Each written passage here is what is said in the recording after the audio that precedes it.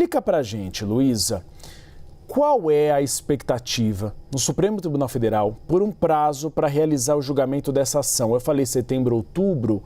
É exatamente esse prazo esperado pelos ministros antes, claro, do início de 2026 e de um novo processo eleitoral?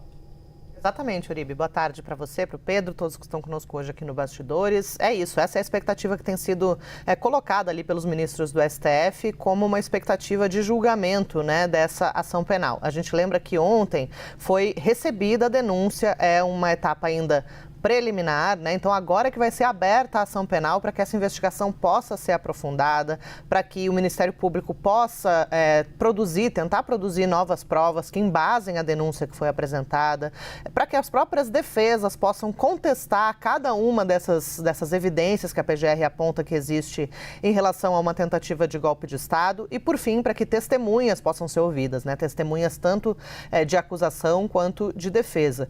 O que tem se falado, Uribe, nos bastidores do Supremo é uma comparação em relação ao ritmo que foi adotado pelo Supremo Tribunal Federal em relação aos envolvidos no 8 de janeiro. A gente lembra que os ataques ocorreram, obviamente, em janeiro, logo em seguida foi aberto um inquérito, né, uma investigação, houve o recebimento da denúncia e as primeiras condenações já aconteceram em setembro do mesmo ano, em setembro de 2023. Então houve aí cerca de 7 meses e meio, 8, né, desde a instauração da investigação até a condenação em si das primeiras pessoas que foram acusadas, né? Foram tornadas réis também pelos ataques do 8 de janeiro. Então, como os casos são mais ou menos, não é que são iguais, né? Mas tem muitas coisas em comum, todos versam sobre essa questão dos ataques à democracia, da tentativa de abolir violentamente o Estado Democrático de Direito. Esse tem sido o patamar adotado como parâmetro, né? O parâmetro adotado, isso que eu quis dizer, né? Então,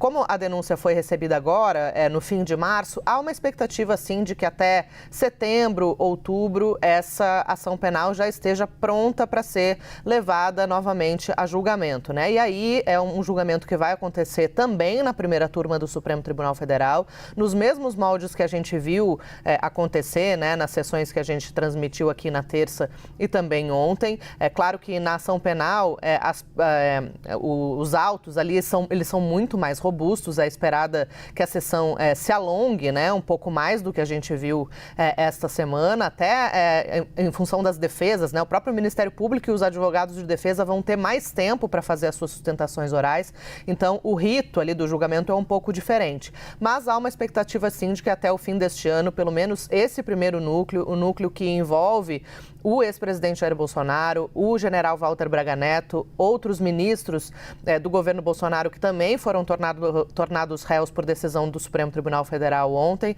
é previsto então que a gente já tenha uma definição sobre qual vai ser a pena se houver então um entendimento de que há indícios suficientes para condená-los. Então a gente vai ter que aguardar e vamos continuar acompanhando.